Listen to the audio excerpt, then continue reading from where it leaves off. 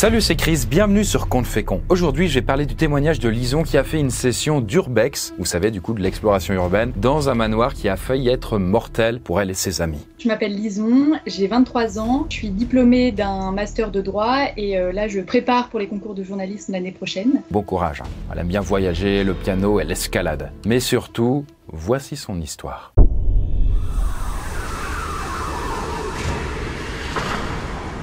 Bien, nous sommes en 2019, près de Melun, dans le 77. Lison, à ce moment-là, a 20 ans, elle est en 3e année de licence. Durant ses études, elle s'est constituée une bonne bande d'amis. Des bons potes, quoi. Et c'est pendant les vacances de Noël, et plus précisément le 26 décembre, que les choses commencent à se gâter. En fait, avec ses amis, ils ont envie ce soir-là de faire un peu d'urbex. Donc on était 4, 2 filles et 2 garçons, et il n'y en avait qu'un seul qui en avait déjà fait. Et on était 3 à pas vraiment connaître, mais à se dire, bon c'est quelque chose de nouveau, on va essayer, ça va être sympa. Et ainsi, un soir, ils se réunissent dans un fast-food. Et là, l'ami qui connaît l'urbex, connaît notamment un endroit intéressant. C'est un vieux manoir désaffecté qui est assez connu du coup dans les spots d'urbex et qui se trouve en plus dans les régions et en bon état. Ce qui est quand même sympa parce que du coup, quand c'est trop délabré, c'est trop dangereux, on risque de tomber et de se blesser. D'ailleurs, le bâtiment est au bord d'une nationale et il a été abandonné il y a une 50aine d'années. Lui, le garçon, justement, il y est déjà allé, mais il faisait jour. Mais là, voilà, ils sont un peu tout feu, tout flamme, et ils n'ont pas envie d'attendre le jour. Et donc, ils se disent qu'on peut aussi le faire de nuit. Ça peut être intéressant. C'est une autre expérience. Donc, il nous explique un peu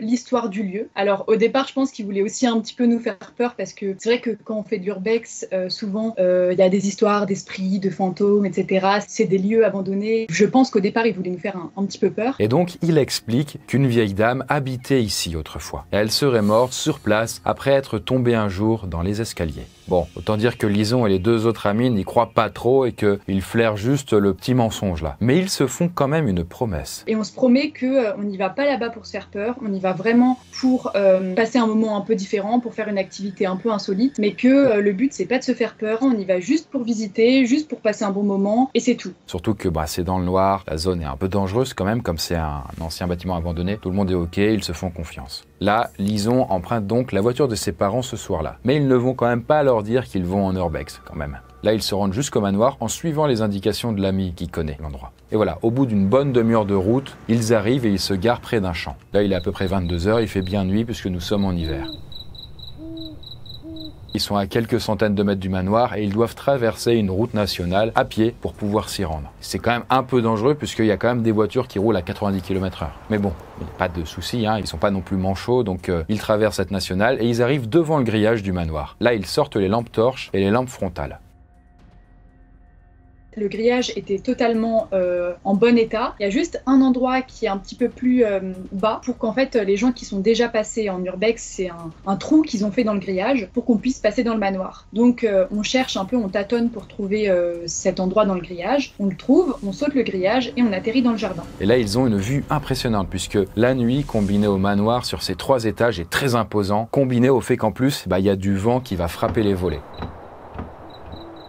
L'ami qui connaît le lieu dit qu'il vaut mieux attendre quelques minutes pour essayer d'écouter et voir s'il n'y a pas déjà quelqu'un, d'autres groupes qui sont en train d'explorer. Des squatteurs, d'autres urbexeurs, etc. Au bout de 5 minutes, il y a un de nos amis qui nous dit « J'entends des rires ». Alors on s'arrête tous et on écoute encore plus. Et c'est vrai qu'en fait c'est le seul à avoir entendu des rires. Les 3 autres on n'a rien entendu. Donc on lui dit je pense que tu délires, il y a du vent, les volets grincent. À mon avis il n'y a personne, on y va.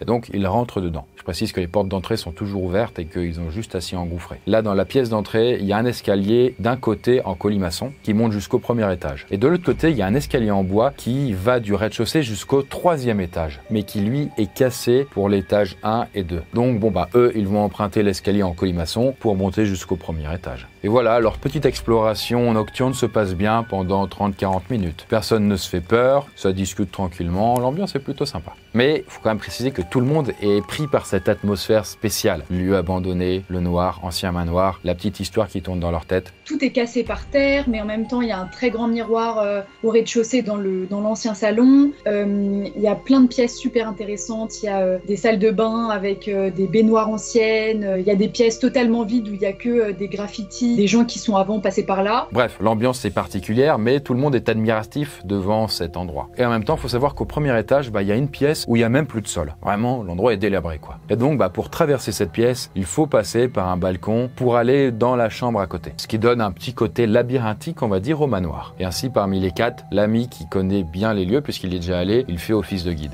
Et donc là, quand ils traversent cet endroit un peu risqué, ils sont à la queue leu leu. Et c'est important, je le précise, du coup, au niveau de l'ordre, il y a le pote qui connaît, il y a Lison, et puis il y a les 2 autres derrière. Ainsi, tout se passe bien et ils finissent par aller jusqu'au 3e étage. Et c'est là que les choses vont un petit peu partir en vrille. On entend une porte claquer. Mais vraiment un bruit, pas de doute quoi, ça peut pas être le vent, vraiment quelque chose qui claque à fond. Et on entend des bruits de pas de quelqu'un qui court derrière nous. En fait, les bruits arrivent vers l'escalier. Et donc, ils imaginent que là, ils vont se retrouver d'un instant à l'autre, nez à nez avec cette personne. Tout le monde est terrifié. Et puis, ils font alors demi-tour. Et donc, du coup, en se retournant, le pote qui connaissait les lieux et qui était devant se retrouve soudain derrière. Et ils partent tous en courant. Celui qui connaît les lieux sort un petit couteau qu'il avait pris en cas de danger. Mais, hélas, il manque de se planter lui-même en glissant et en tombant dans les escaliers. Là, Lison l'entend tomber et du coup, elle l'attend qu'il se relève pour pouvoir continuer à prendre la fuite. Du coup, il recontinue à fuir et tout en bas, il tombe sur un long corridor qu'ils avaient traversé à l'aller. Elle entend alors son pote courir et l'inconnu qui court aussi derrière lui. Ça faisait super peur parce qu'on se dit qui c'est, pourquoi quelqu'un nous court après alors qu'on est juste en train de visiter, qu'on fait pas de bruit, qu'on fait rien, qu'est-ce qui se passe? Lison est extrêmement peur et d'ailleurs elle ne comprend pas ce qui se passe. Mais son instinct de survie prime, elle se remet à courir quand son pote la rejoint. À ce moment-là, les 2 autres amis ont eu le temps d'être un peu plus loin. Eux, ils ne connaissent pas les lieux et comme c'est labyrinthique, ils peuvent se perdre facilement. Et ainsi, tout le groupe finit par se retrouver bloqué dans une salle de bain. Mais bon, ils peuvent pas rester là, donc il faut qu'ils trouvent un moyen de sortir. Et d'ailleurs, en ressortant, ils entendent toujours quelqu'un, une 5e personne, courir.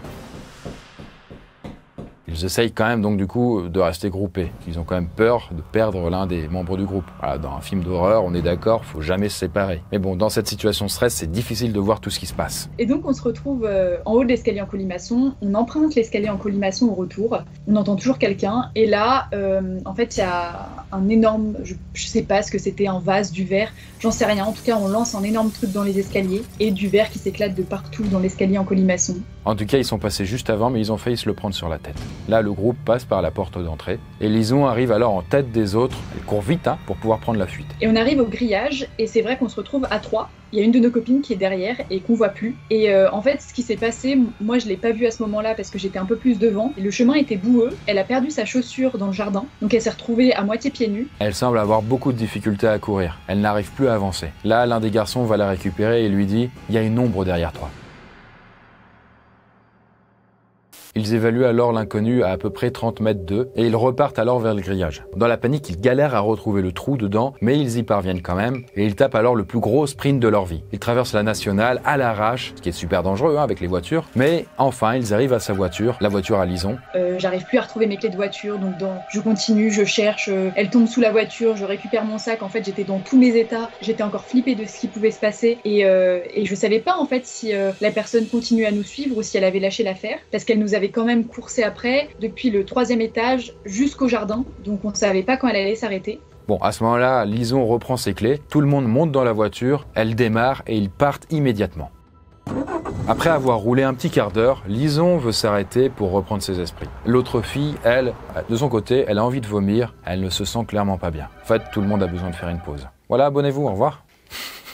Ils s'arrêtent et ils discutent de ce qui vient de se passer. Et ils se rendent compte quand même que c'était quand même plutôt grave. Apparemment, ils étaient plutôt en danger, quoi. L'objet qui avait été jeté dans l'escalier aurait pu en blesser ou en tuer un. Et en reparlant, ils ne savent même pas ce qui les a poursuivis. Est-ce que c'était un autre urbexeur qui voulait s'amuser? Un SDF qui squattait les lieux? Ou autre chose? D'ailleurs, est-ce que le rire entendu au début avait un rapport avec ça? En tout cas, ce qu'ils disent, c'est qu'ils n'ont jamais vraiment vu cette 5e personne. Ils ne savent pas à quoi elle ressemble, ils n'ont même pas entendu sa voix. Et en fait, c'est à ce moment-là qu'on s'est rendu compte que, comme c'était un vieux manoir et que tout est cassé à l'intérieur, il n'y a pas d'électricité, il n'y a pas de lumière, donc il fait nuit noire dans le manoir. Et nous, en fait, on avait des lampes torches et une lampe frontale pour pouvoir juste y voir et marcher droit devant, parce qu'en fait, il y avait plein de débris par terre. Et c'est là, en fait, où on a réalisé que à aucun moment derrière nous, la personne qui nous suivait n'avait de lumière. On n'a pas vu. Donc ça a été un gros mystère pour nous et ça nous a fait flipper, parce qu'au départ, on s'est juste dit, c'est quelqu'un qui fait de l'urbex et qui veut nous faire une blague. Mais en fait, ça fait beaucoup parce que à la fois la personne nous a jeté du verre dans l'escalier et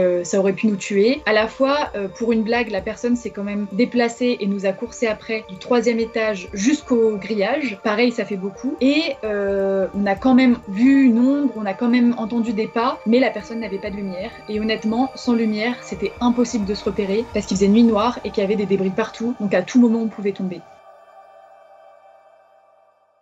En tout cas, qui était cet inconnu qui les a poursuivis et qui les a attaqués cette nuit-là dans le manoir? De leur côté, ils y sont jamais retournés et ils n'ont pas la réponse à cette question. Et d'ailleurs, ils n'ont pas trop envie d'y remettre les pieds. Heureusement, ce genre de mésaventures reste rare dans le cadre de l'urbex. Moi, à titre perso, j'ai déjà fait de l'urbex. Alors c'était toujours de jour, dans différents endroits. Ça pouvait être un château, une ancienne cimenterie, un manoir abandonné, une ancienne usine. Et j'ai toujours trouvé ces expériences assez intéressantes. Vraiment de voir ces immenses bâtiments vides, complètement en ruine, avec personne. Il y a vraiment une atmosphère palpable et étrange qui en émane. Après, de nuit, ça doit être encore plus étrange. D'ailleurs, pour rappel, dans les lois de l'urbex, il ne faut pas révéler l'emplacement en fait d'un lieu, parce que sinon, ça le rendrait trop identifiable et il y aurait peut-être trop de gens qui voudraient le visiter et donc le saccager et en casser tout le charme, notamment. Mais du coup, il y a une vraie tradition de bouche à oreille pour visiter des spots d'urbex, même si on peut trouver quand même des sites qui en donnent plus ou moins l'emplacement. Et d'ailleurs, cette mode de l'urbex a commencé dans les années 80. En tout cas, si vous-même voulez tenter ce genre d'expérience, faites attention, de nuit c'est quand même plus risqué, voire même beaucoup plus, car on ne voit pas forcément où on met les pieds, mais c'est quand même intéressant. D'ailleurs, n'hésitez pas à témoigner si vous l'avez déjà fait. Sur ce, moi je vous retrouve dans une prochaine vidéo.